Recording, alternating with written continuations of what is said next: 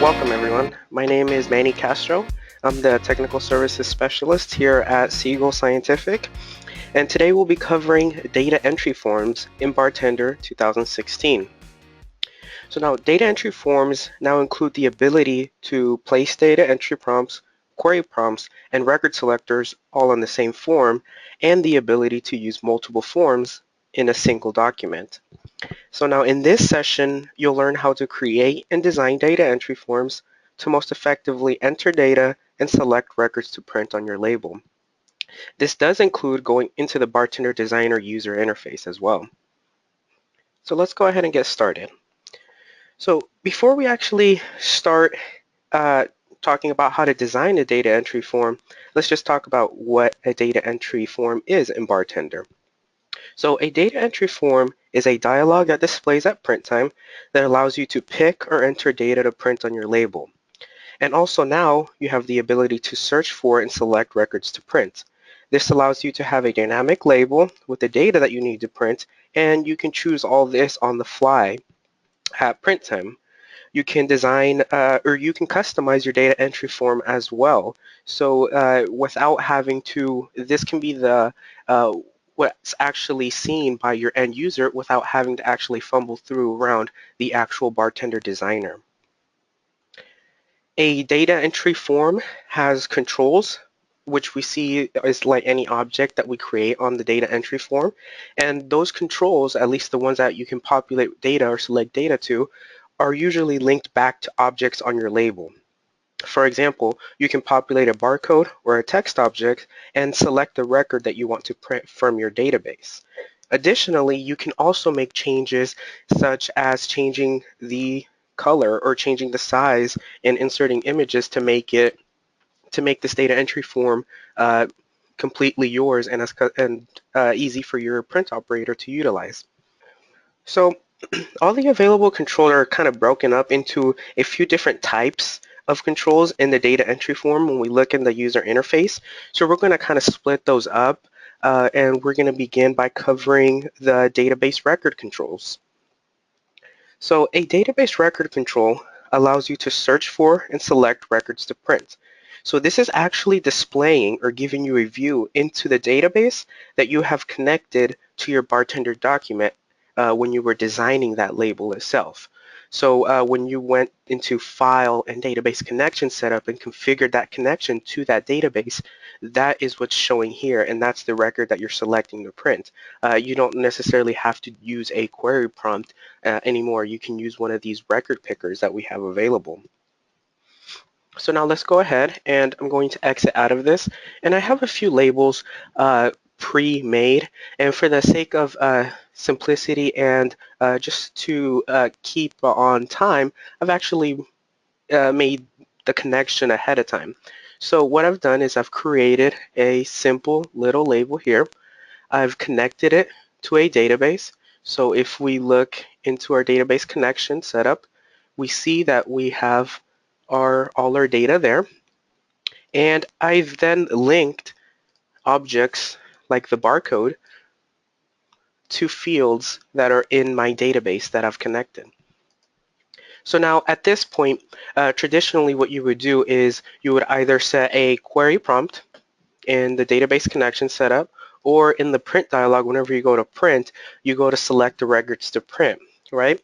Well, now what we can do is if we go to the bottom left-hand corner of the label design, we'll see by default we have what's called Form 1 now.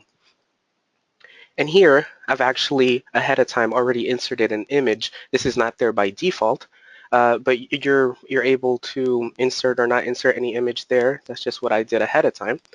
But now what we can do is we can create any controls here.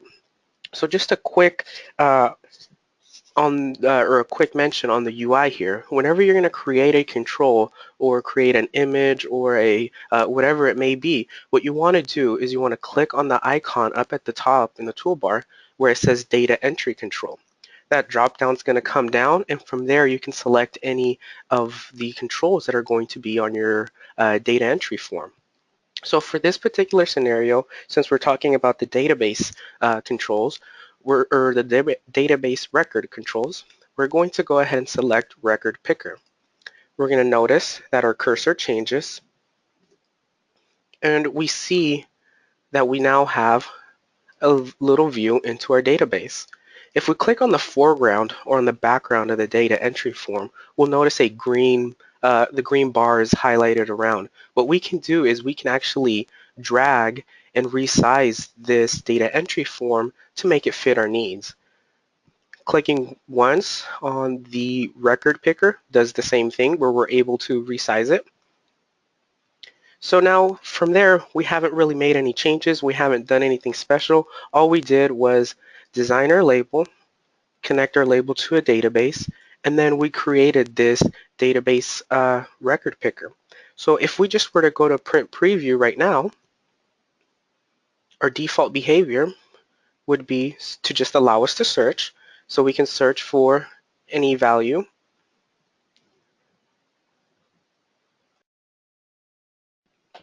And we see whatever meets that criteria is now shown. And we see that we can highlight and we can click the records that we want to pick. After that, we select the first and last one, let's just say, and we hit preview, and we see that we have two labels available. So this makes it easier to just select the records that you need to print. You no longer have to do a query prompt.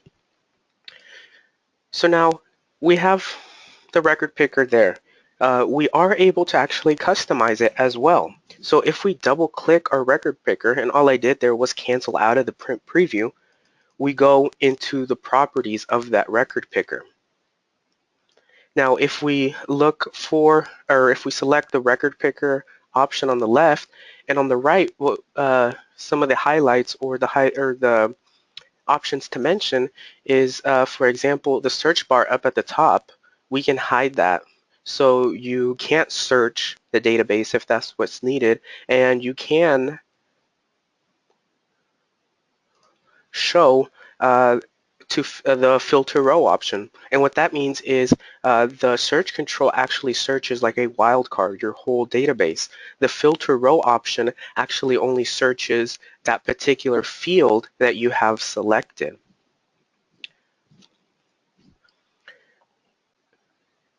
You're also able to sort by, just select the field that you want to sort by. So for example, if you want them to be sorted by first name, for example, we notice that it automatically throws them into alphabetical order there according to the first name. Going into the columns section, there we see that we can remove any fields that we don't think are necessary.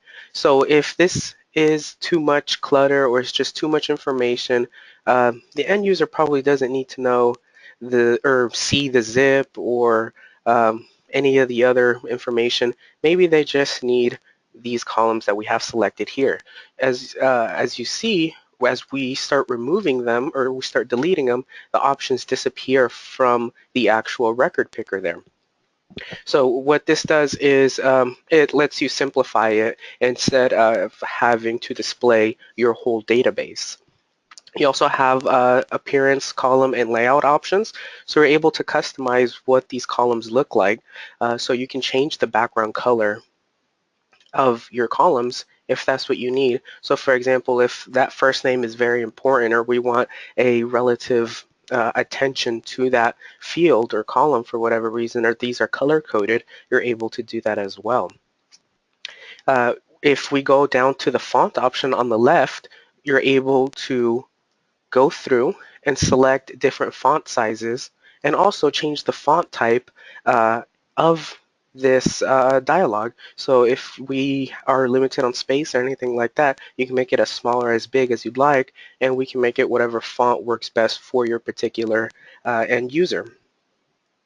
So let's go ahead and delete this control here. I'm just gonna hit the delete button on the keyboard. Okay, and next we're going to go ahead and create a drop-down record picker.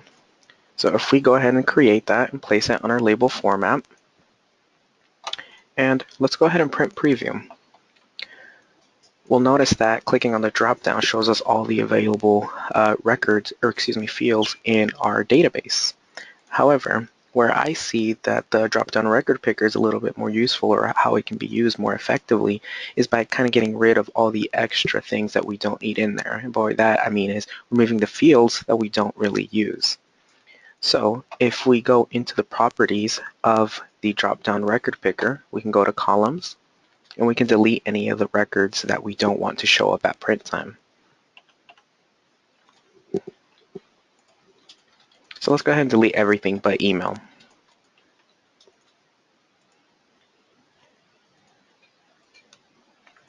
And then we'll close it out, and we'll try to print preview again, and we'll notice that we have a little bit of a different view now.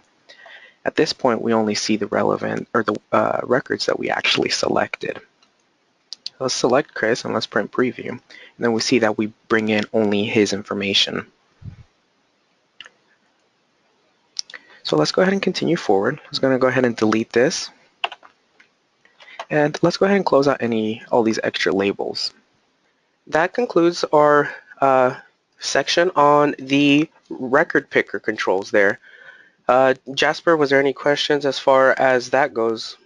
Okay, looks like the first question we got here is, when you delete columns from the record picker view, does it also take it out of the search bar, eliminating it from being searched?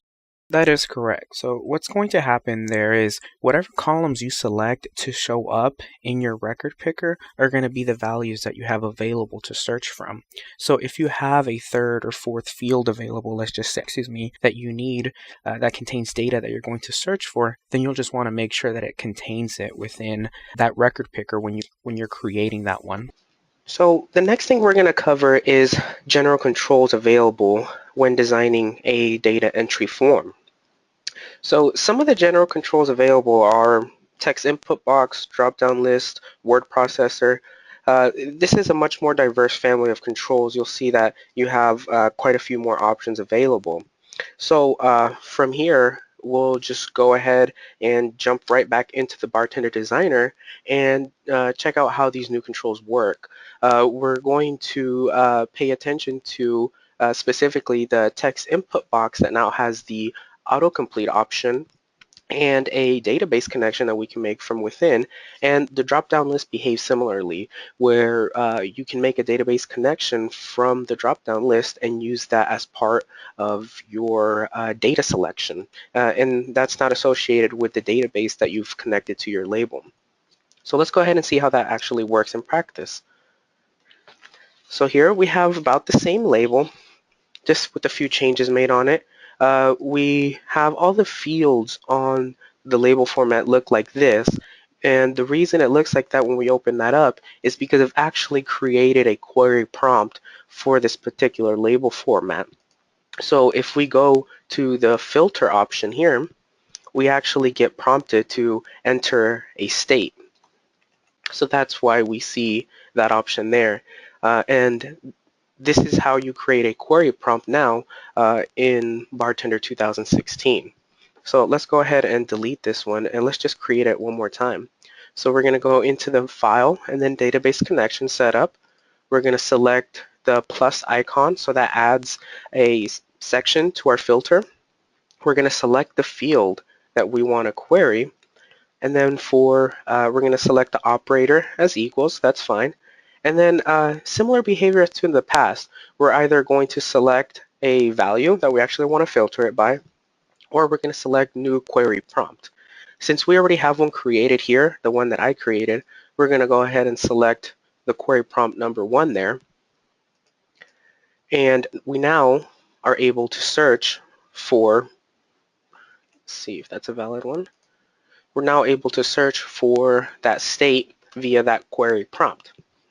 So now that behavior, as far as how the queries work, functions very much the same. But now where there's some new functionality is that we can now take all that and bring it into our form. So here we see that we have a query prompt up at the top and a standard prompt at the bottom. So behavior-wise, let's go ahead and just print preview so that we can see what this looks like. So we're able to, instead of actually having a two-step print process, instead we have all this in one easy to fill out form. So we select the state, and then this is just your standard user prompt that's not associated with your label format at all.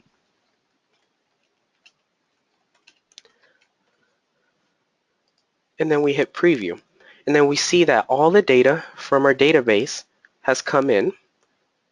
And then at the bottom, we have that just the random text object that I've inserted so that you can, and not associated with your database that's connected with your label. So now I'm going to go ahead and delete that and show you how easy it is to create this. So I'm just going to click on it and hit delete on my keyboard. Going back to the template, just as a refresher, all that we've done here is we've designed our label format just as we've always done in BarTender, using the toolbar to create objects. And then we connected to that database. We created a query prompt. And then we've linked the objects on our label back to those database fields. Okay, so that all looks pretty normal. So now this is where it actually gets kind of exciting. So this is just a text input box, excuse me, not a text input box. This is just a text object, just there to make things easy to read. Now, if we look on the left over here on our toolbar, we now see an option that says query prompts. So now, instead of getting prompted as a two-step process, what we can do is we can drag and drop that query prompt that we just created in our database connection setup and insert it into our data entry form. So by dragging and dropping, I get this dialog here that we see. So pretty much what it's asking now is we now have all these options. So if you need a drop-down list like we saw there, and you want that to be your query prompt, as in that's what's selecting what record to print, you're now able to do that. And you also have your traditional text input box as well. So let's just go ahead and select that drop-down list again. We now see that it's created. Clicking on it, we don't see the option here to actually select what field we're querying, and that's because this is a query prompt and we selected that, or we already said what field we're going to search for in the database connection setup. So we can close out of that, and that's finished. And then on the left there we have that sample text box, and that's just at the bottom right hand corner here. This object here, and it's not connected to anything, it's just your standard embedded data source. So now let's go ahead and do the same thing there on our form, where we drag and we drop, and then we're able to select from the same options. So let's just say text input box, and we now see our text input box come up. If we go to print preview, let's test everything out, make sure that we created it all correctly. We'll see that first we do have to complete our query. So let's just select what query, or excuse me, what field we want the value for our query, excuse me. And then we'll type in some data and just hit preview. And then we'll see that this is a test at the bottom, and our data has come in just how we had it before. Now, one thing on that drop down there, that drop down list is a little large. So what we can do is, and let me look for the option.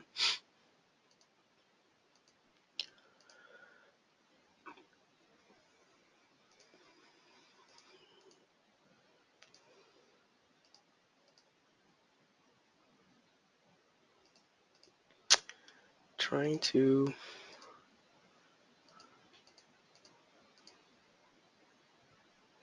oh, sorry, it's right there.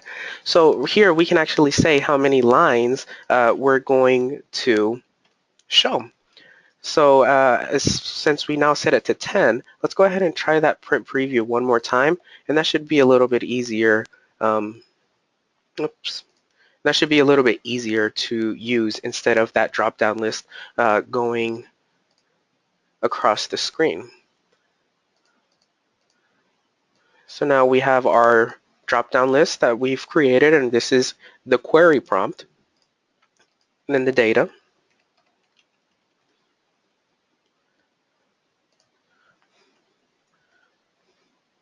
and then we can preview. And then as we see there, the same exact behavior. So it's really that easy to make your data entry form now will all be into this one step print process if that's what's needed there. So something else, we're continuing on with that.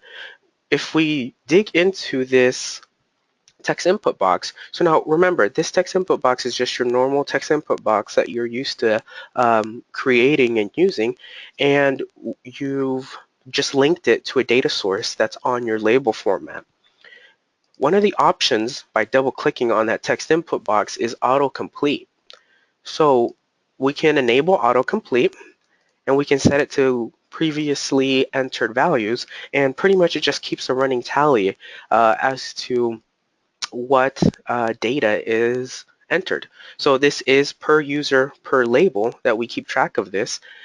So as long as it's the same user, the same label, you're able to recall any previously entered values.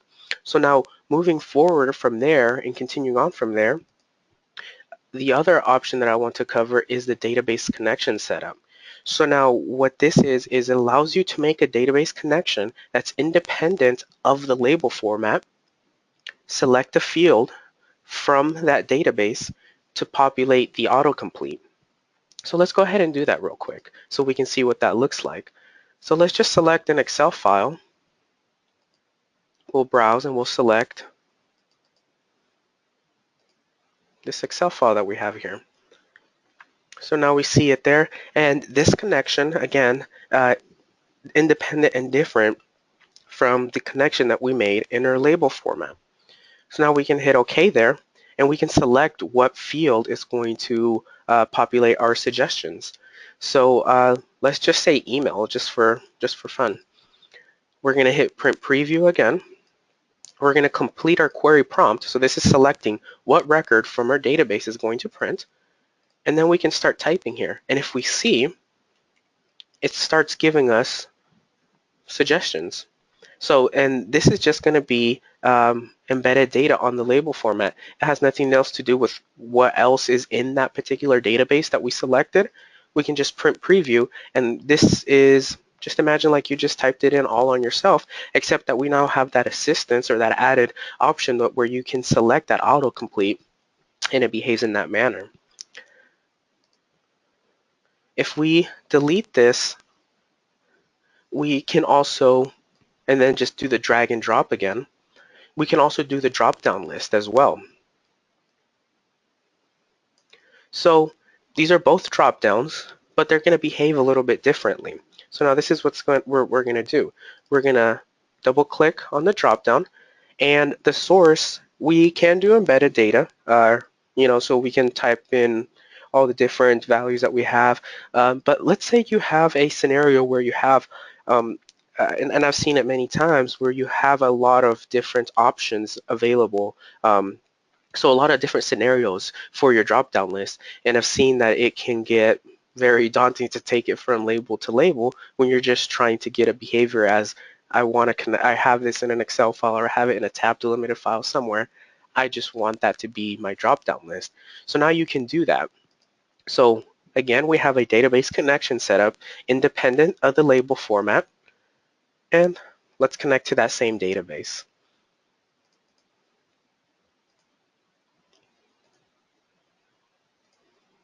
So there we have our database that we're connected to. So this is now connected to a database and it's independent of the label. And then we can select what drop-down list we're going to display. So let's go ahead and see if we did everything correctly there.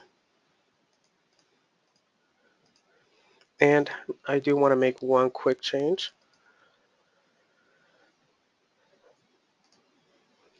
And set this to, let's say, 10. So we can make it look easy to use. So we'll hit print preview again, and then we'll have our two drop-downs. So it's It's not highlighted by default because first we have to select any query that we have going on. So the query prompt has been completed. We've selected the record to print. So now we can select what value is going to be inserted into that text object at the bottom of our label. So now these values here are being brought in from that database that we connected to on the data entry form. It has nothing to do with this query prompt here. This is a separate database and it can be in a different platform if you want. So you could have a SQL server populating your label and you can have a autocomplete or a drop-down list, for example, and it can be sourced from a text file or an Excel file, for example. So we go ahead and select the value and we hit print preview and there's our label there. Same behavior as before, static data at the bottom, and then all the database information is at the top. Okay, so now if there's any questions as far as general controls goes, I'll go ahead and let Jasper read off any questions that we may have. Okay, next question we got here is, can you set a default value for the query prompt to save the value entered and use it as a default value for the next time? You are actually able to set a default value for your query prompt. So you're not going to do that when you're designing the data entry form. However, you're going to do that when you're creating the query in the database connection setup. So that's going to be located under File and Database Connection Setup in BarTender. And then that's when you'll create and assign that default value. For the autocomplete feature, where are the values stored? So those values are actually stored in the registry for that particular user. So whenever we store those autocomplete features, it's per user, per document, and per control. So if you ever want to clear that history or clear that value, you would just open up the properties of that control in the data entry form and hit the icon to clear that value. Otherwise, though, if let's just say we do have a scenario where you're sharing labels from one user to another, if I were to send somebody a label, they're not going to have the same autocomplete that I have available because that autocomplete is actually in my registry, not in theirs. So that's how that would function. Can you have multiple query prompts? You are able to have multiple query prompts. So you would just create them and keep creating them just how you created the first one. And if you want them on the data entry form, you would actually just continue on with the same process of dragging and dropping the query onto the form and then select what type of control you would like to create for it. Can a selection in one dropdown be dependable on the selection previously made in another dropdown? You can't necessarily relate them based on the different controls, but what you can do though is that's when you get into the area of using multiple forms if needed. So if you have a condition like that where let's say you have a label and one is by pounds and one is by quantity, clicking on the drop down and selecting that pounds or that quantity can dictate what kind of form is going to show up after that one. So in that scenario, what I would do is actually use the multiple forms feature. So I did want to go ahead and cut off Jasper there. We'll go ahead and continue on with the rest of the session, and we'll make another stop and we'll make sure that the rest of the questions get answered there. So BarTender's data sources can be formatted to be date and time as well. So what this means is, for example, you can have an object on your label like a barcode or a text object that's linked to the clock on your printer or linked to the clock on your Windows machine. And what that does is it lets you have the correct time. So, every time you print, at the time of print, we give it a timestamp, and then you can use that in that manner. And then also it's used for things like offset. So now if in the scenario where the end user is actually going to know what date they need to pick or what data that, or excuse me, what date or time needs to be printed on the label format. We also have controls available that behave in the same manner where you can select the date and time or whatever it may be, and that's what's going to print on your label format. And you also have options as well on the data source level to format these. So if it should be in a certain format or even a custom format, like, and I mean like a date format, for example, you're able to set that in the data source, and then at print time you will have these controls here that will populate your label. So I'm going to go ahead and keep going through these next few sections, and then we're going to finish up with kind of using the last of these controls that we have towards the end of the session here. So uh, we move on to data capture. So what data capture is it allows you to get inputs from sources other than just your traditional keyboard scanner or clicking on a mouse.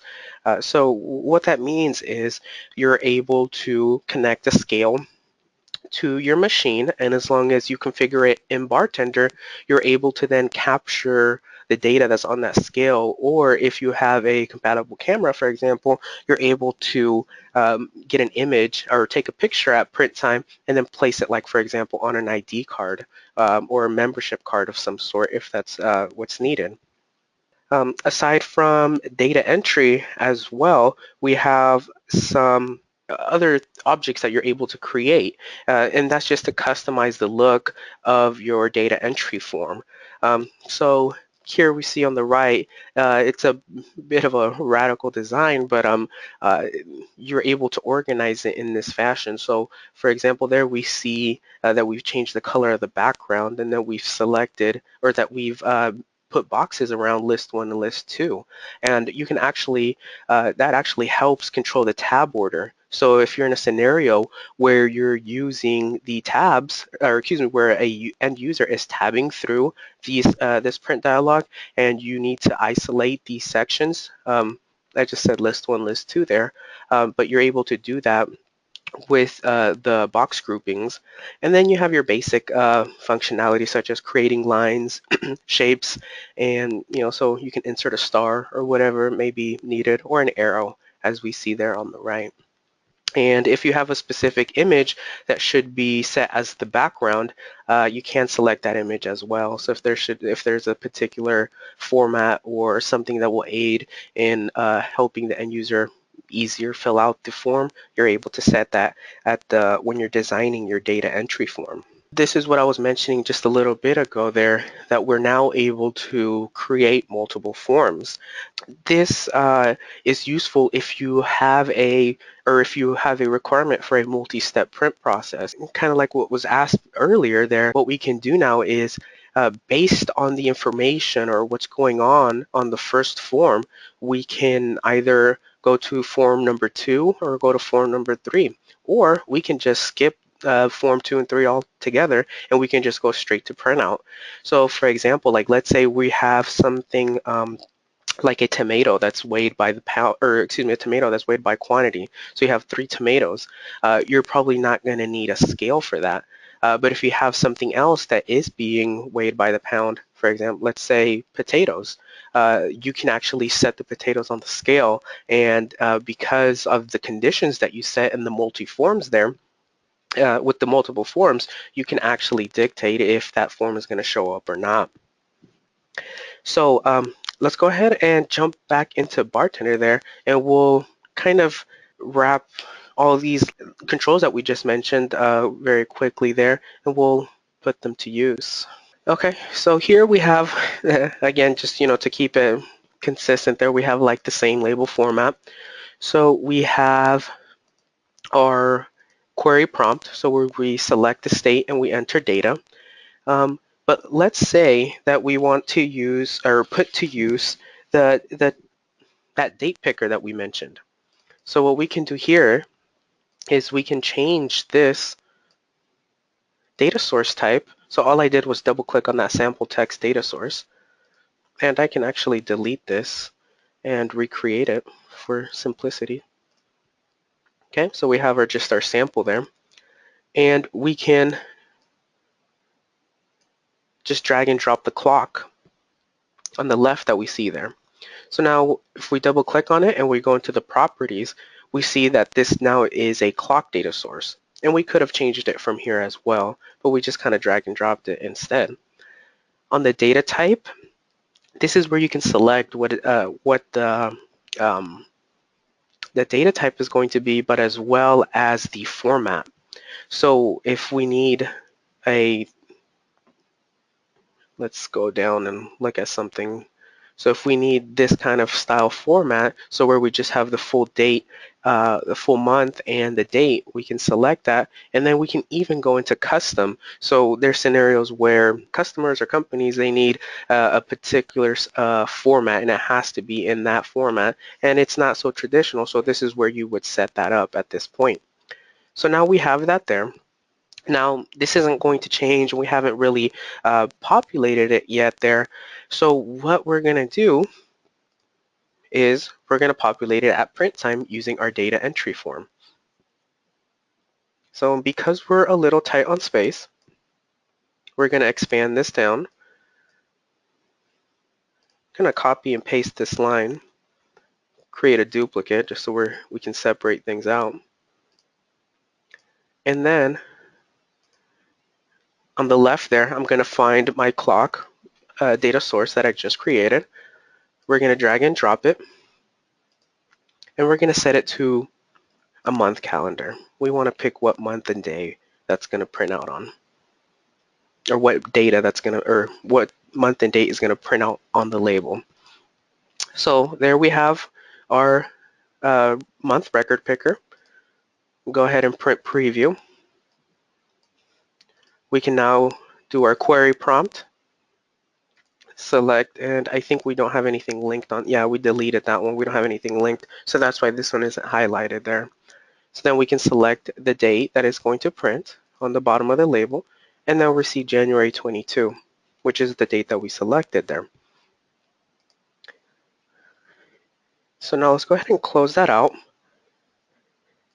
Let's delete this one since we're not using that. And let's attempt to use a second form.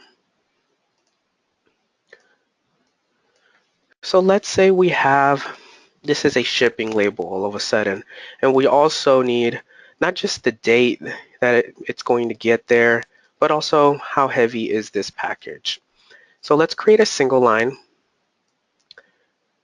We're going to double click on it. We have our sample text there. Let's just say,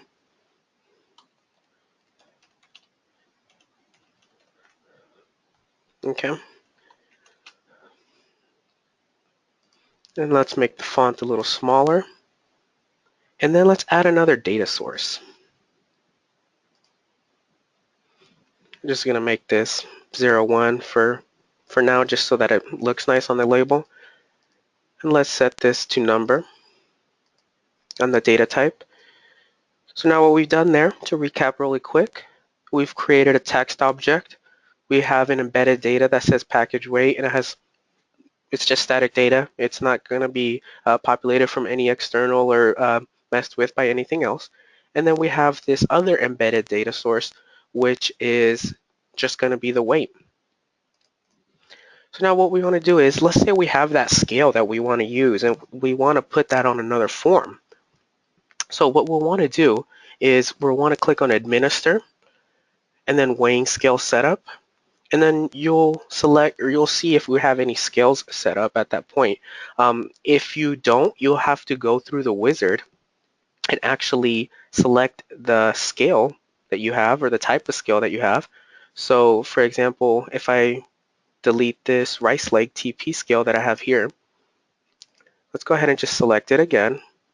And these settings are going to change based on the type of scale that you have, how you have it connected. But the principle stays the same, that you just want to make sure that you got the right settings on here. So we've connected to the scale there that we have. We're going to hit OK. And at this point, let's go ahead and put this on a second form. Let's make this that, let's use that whole process that we can have multiple forms now. Let's find on the left there on our data sources, we're going to try to find where we created that package weight. We're going to drag and drop the number 1 because that's going to be our scale display. We're going to select scale display and hit create. And there we have our scale. So now that may not be the kind of scale that we want to use, right? Or the kind of visual that we want to use. So we can go ahead and double click on that and we can change the appearance. So let's just use something digital and let's change the color. Okay, and let's change the weight units. And then we close that out. Let's start a test there, make sure that we're getting data. Okay, and it looks like it's working there. Okay. So now what we can do is we've created this multi-step process, and in a second we'll come back and I'll show you how we can conditionally print that.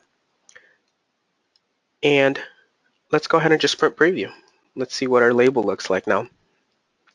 So this is what the print operator is going to see. They're not going to have to go in and fumble around in the designer and click into the particular objects or guess at the weight or anything like that, because we have all this configured.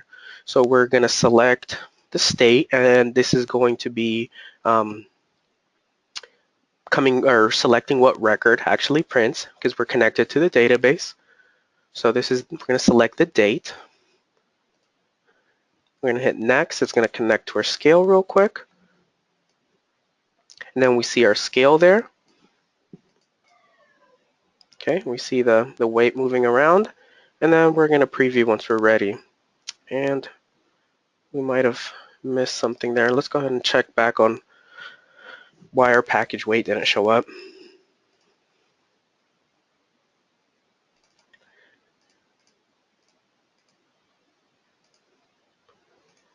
Let me check my form again, make sure it's connected.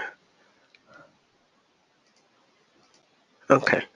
Yeah, so perhaps we want that on text. Let me double check on that. Let's go ahead and try to print preview again.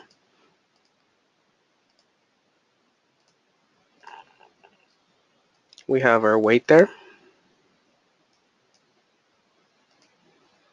And there we see our weight in pounds. So this package weighs 0.2 pounds. So we've created that format. So now let's go back and let's actually look into the properties of this form. So at the bottom there we have form 1 and form 2. Right now by default, every time you go to print or print preview, as we have been doing, it actually goes through the whole process, so it goes through form 1 and form 2. So now if we need to conditionally print, so for like the question that was asked earlier there, where we have a scenario where let's say the only package that needs weights are the one that are going to Louisiana. All I did was I double clicked on the foreground of the data entry form. I clicked on the name of the form up there, and by the way, you can change these for simplicity purpose. And then we're going to change when it says show when. So now this is where you can actually build your condition. So what we're going to do is we're going to look for state, and we want it to only show up for Louisiana, which is the LA, the abbreviation there. So let's go ahead and close that out. Let's hit print preview, and let's select something else that's not Louisiana. Let's see if we did that correctly. So now we should not see, we don't get that package weight. And another step that we'll probably want to do is conditionally print this as well. So just quickly to cover on that, it's in the same location as well. So you'll double click on the text object, and you'll want to set it to only print when the state equals, or whenever it meets your criteria or your need. So right now it did not show up, or the scale display did not show up at print time. But now this time, let's go ahead and print preview again. And this time, let's actually select Louisiana. And let's see if we get our scale. So it should be connecting at this point, and we do see it there. And then we go to preview, and then we actually have the weight.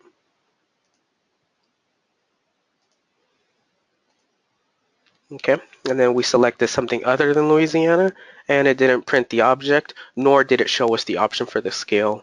And this scale is just for examples purpose as well. I mean, it could be just a whole nother set of drop downs or a whole nother set of text input boxes that just lets you control your printing process that much more there.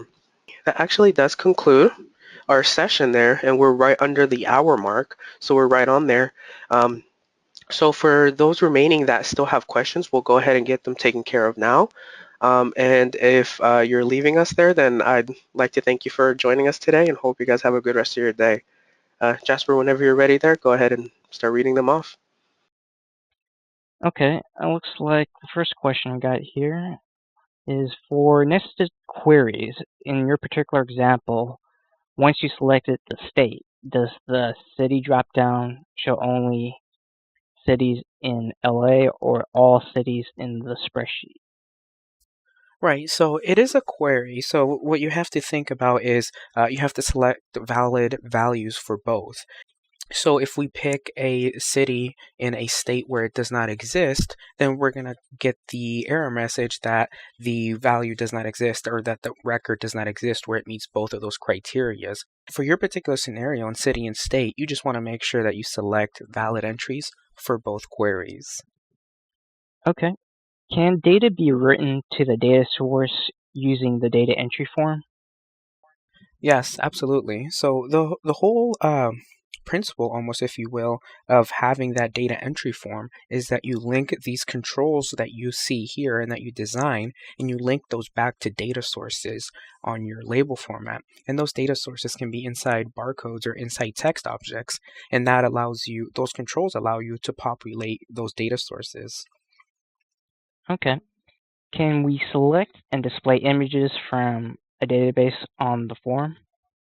So there's a specific way that you would want to set that up if you have, like, let's say you have a drop down that you want to select images from. So you can have the name of the images in the database. So for example, picture 1, picture 2, picture 3. And then what you're going to want to do is for that particular object on your label, you're going to want to point it to the directory that is containing or that contains all your images. So then when you go to print time, the behavior is going to be is you're going to have like a drop down or you're going to have a text input box. And then whatever value you start typing in there or you select from that particular drop down, that's the image that's going to print on your label format. So you're not going to see a control that allows you to directly link into the database with an image, but there is a way to do that so that you're able to select the image you need at print time. Okay. When you have multiple forms, can you show data collected on previous forms or on the last form before printing? The way that you would do that, or you would get like a similar behavior, is you want to create an image on your data entry form, and you want to set the image to be the preview of the format. So what that does is as you go through your form, and this is a live update, you're typing stuff into your different text input boxes, you're checking things on your radio boxes. So what's going to happen is you're going to see a live update or a live preview of the form as you go through them. Next question. Are data entry forms tied to the document level or can they be tied to individual templates, such as documents that print from one of the two templates based upon data values, and the data entry form may be different based upon the template selected? All the controls on your data entry form, they're not linked to a specific template. So let's say you do have multiple templates. You have a starting template, your body template, and your end of job template. And that's the way that you have it set up. You're never going to associate any of the controls on the data entry form to any of the templates. You're actually going to associate them to these specific data sources. So it's going to be the objects or the text object or the barcode that's within that template that you're going to link back to the form, not a specific template itself. Okay. Will 2016 be able to import files created in version 9, or is there a particular cutoff? Good question. So you will be able to open your older label formats. So if you do have some labels that were made in version 9.2 and you want to open them in BarTender 2016, you are able to open them up.